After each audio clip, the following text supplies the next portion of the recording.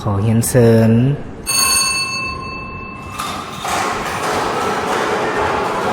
ขอขอบใจน้ำคณะกรรมการลำดับต่อไปขอเชิญพนักงานออกเรียรางวัลถือคันขึ้นไปหับเอาหน่วยบานที่ตกลงมาสู่บนห้องหับทางด้านนอกเพื่อนำไปบรรจุร่วมกันใส่อุปกรณ์วงกลม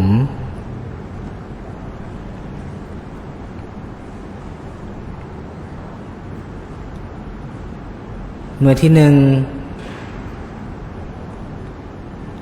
หน่วยที่2หน่วยที่3หน่วยที่4หน่วยที่5และหน่วยที่6ต่อไปพนักงานออกเรียรางวัลจะทำการบรรจุในบานเข้าใส่อุปกรณ์วงกลมหน่วยที่1หน่วยที่2หน่วยที่3หน่วยที่4หน่วยที่5และหน่วยที่6การบรรจุในบานทั้ง6ในบานเข้าใส่อุปกรณ์วงกลมก็ได้สำเร็จเป็นที่เรียบร้อยต่อไปขอเชิญพนักงานออกเรียรางวัลออกมาประจำที่อยู่อุปกรณ์เลขเสียงประจำหลักเพื่อทำการบรรจุในบานเข้าใส่อุปกรณ์มีทั้งหมด6ในบานซึ่งจะเริ่มแต่หมายเลข1หาหมายเลข6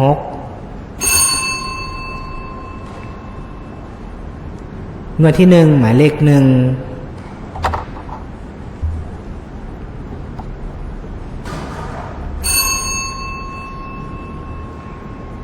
หน่วยที่2หมายเลข2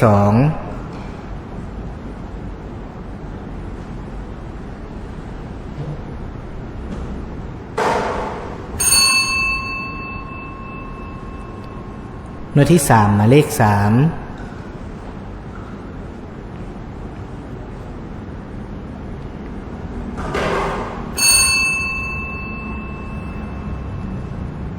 หน่วยที่4หมายเลข4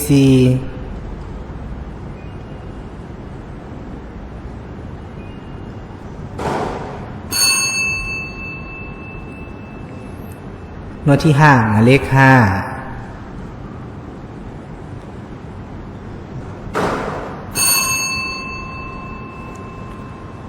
และหน่วยที่6หมายเลข6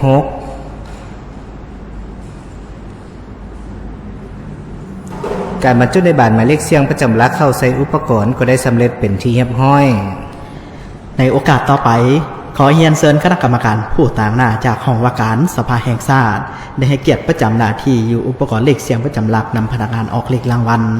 ซึ่งจะได้เสียงหน่วยบานหมายเลขประจำหลักแต่หน่วยที่1จนถึงหน่วยที่6ต่อไปพนักงานออกเลขรางวัลจะได้ทำการหมุนอุปกรณ์เลขเสียงประจำหลักเป็นครั้งที่1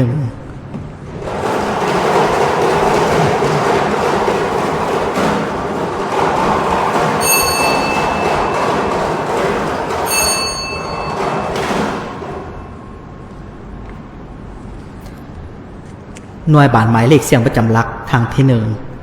ได้แก่หมายเลข4ขอเชิญพนักงานออกเลขรางวัลที่ประจำอยู่ในตู้หมายเลข4พร้อมด้วยคณะกรรมการได้ออกมาประจำหน้าที่อยู่อุปกรณ์วงกลมพนักงานออกเลขรางวัลจะได้ทำการหมุนอุปกรณ์วงกลมเป็นครั้งที่1การออกเลขรางวัลหวยเลข6ตัวแม้การเสี่ยงเอา6หน่วยบานจากทั้งหมด60หน่วยบานมาเป็นผลการออกเลขรางวัลซึ่งจะได้รับผลทั้งเลข6ตัว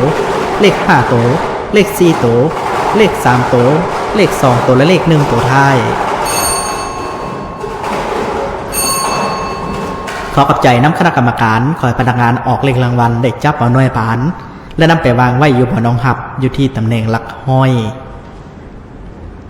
ต่อไปพนักงานออกเลขรางวัลจะได้ทำการหมุนอุปกรณ์เลขเสียงประจำหลักเป็นครั้งที่2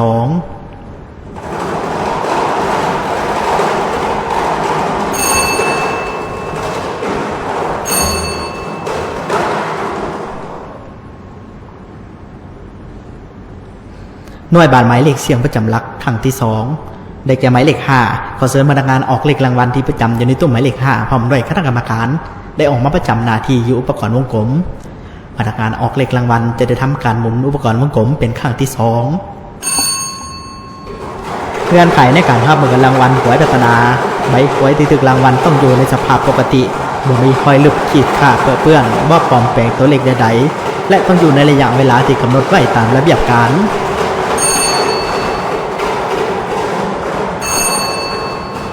ขอขอบใจน้ำคณะกรรมการคอยพนักงานออกเลขรางวัลได้จับเอาหน่วยบานและนำไปวางไว้อยู่บนห้องฮับอยู่ที่ตำแหน่งหลัก10ต่อไปพนักงานออกเลขรางวัลจะได้ทำการหมุนอุปกรณ์เลขเสียงประจำหลักเป็นครั้งที่3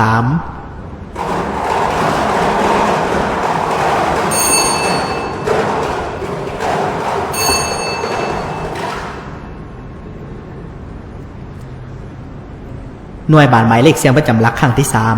3ได้แก่หมายเลข6ขอเชิญพนักงานออกเลขรางวัลที่ประจำอยู่ในตุ้มหมายเลข6พร้อมด้วยคณะกรรมการได้ออกมาประจำหน้าที่อยู่อุปกรณ์วงกลมพนักงานออกเลขรางวัลจะได้ทำการหมุนอุปกรณ์วงกลมเป็นครั้งที่3การจัดตั้งการออกเลขรางวัลขอให้พัฒนามีจุดประสงค์ให้ประชาชนได้ผ่อนคลายอารมณ์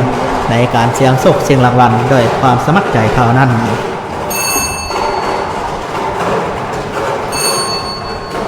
ขอขอบใจน้ำคณะกรรมการคอยพนักงานออกเลขรางวัลได้จับเอาหน่วยบาน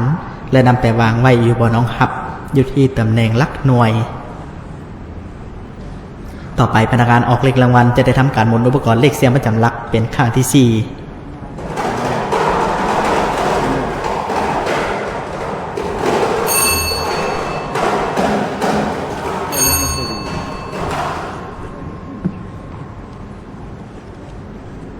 หน่วยบานหมายเลขเสียงประจำหลักครั้งที่4ได้แก่หมายเลข2ขอเชิญพนักงานออกเลขรางวัลที่ประจำอยู่ในตุ้มหมายเลข2พร้อมด้วยคณะกรรมการได้ออกมาประจำหน้าที่อยู่อุปกรณ์วงกลม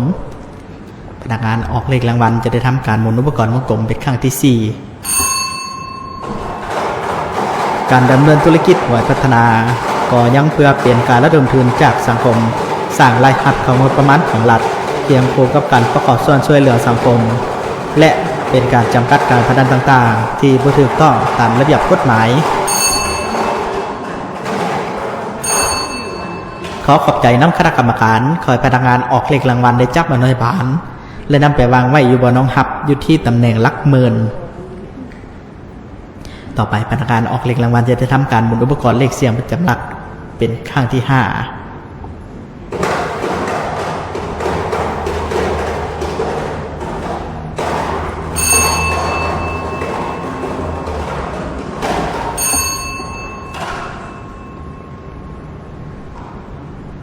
หน่วยบานหมายเลขเสียงประจำหลักครั้งที่5ได้แก่หมายเลข1ขอเชิญพนักงานออกเลขรางวัลที่ประจำอยู่ในตุ้มหมายเลข1พร้อมด้วยคณะกรรมการได้ออกมาประจำหน้าที่อยู่อุปกรณ์วงกลมพนักงานออกเลขรางวัลจะได้ทำการหมุนอุปกรณ์วงกลมเป็นครั้งที่5บริษัทรัฐวิสาหกิจหวยพัฒนาแม่นหน่วยธุรกิจหนึ่งของรัฐ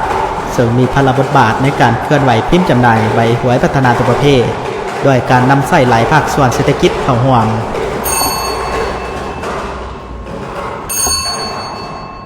ขอขอบใจน้ำคณะกรรมการคอยพนักงานออกเลขรางวัลได้จับเอาหน่วยบานและนำไปวางไว้อยู่บนห้องฮับอยู่ที่ตำแหน่งหลักแสน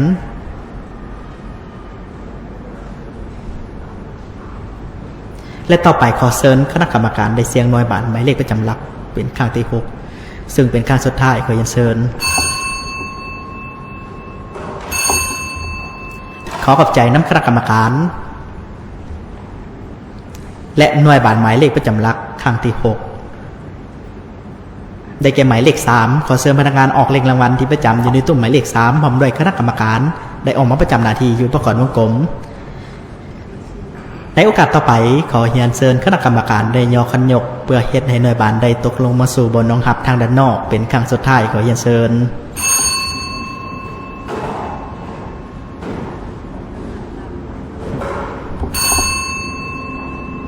ขอขอบใจน้ำคณะกรรมการ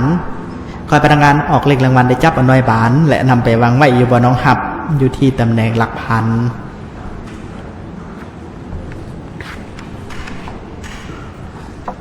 ในเวลานี้หน่วยบานทั้ง6หน่วยบานก็ได้ถูกไปวางไว้อยู่บนห้องฮับตามตำแหน่งที่เสียงได้เป็นเทียบห้อย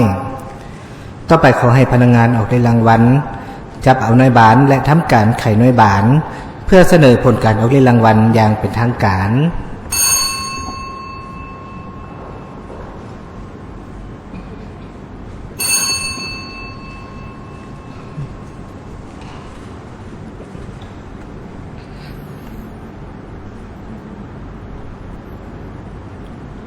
และขณะนี้พร้อมแล้วที่จะประกาศผลการออกเลขรางวัลให้บรรดาทานได้รับทราบผลการออกเลขรางวัลหวยพัฒนาประจำงวดที่108ออกข้างวันที่14เดือนกรกฎาคมปี2026รางวัลเลข6โตเลขที่ออกได้แก่หมายเลข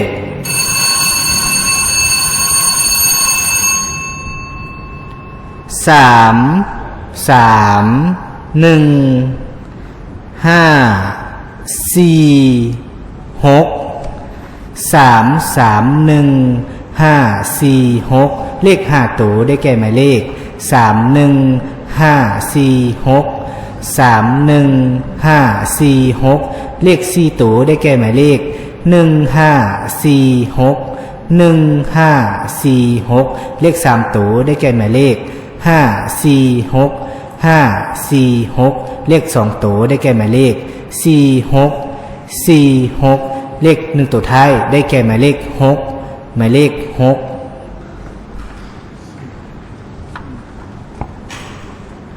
ผลการออกเลขรางวัลเลข6ตัวก็ได้ออกมาสำเร็จเป็นที่เรียบร้อย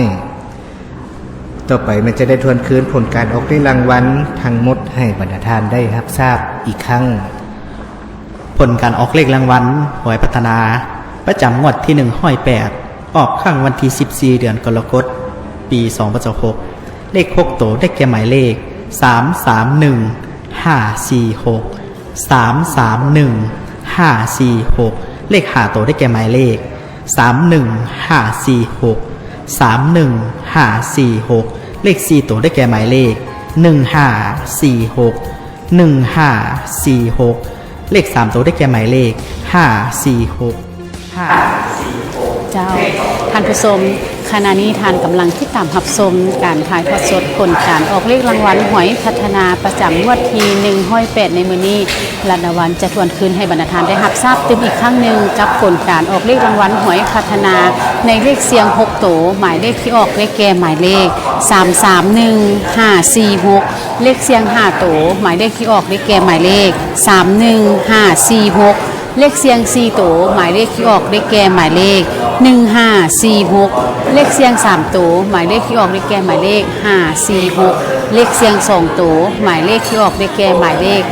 46และเลขเสียง2ตัวท้ายหมายเลขที่ออกเลขแก่หมายเลข46ขออภัยและเลข1ตัวท้ายหมายเลขที่ออกเลขแก่หมายเลข6ท่านผู้ชมนั่นก็คือผลการออกเลขรางวัลหวยพัฒนาประจำงวดที่108ในมื้อนี้แสดงความยินดีนำท่านใดที่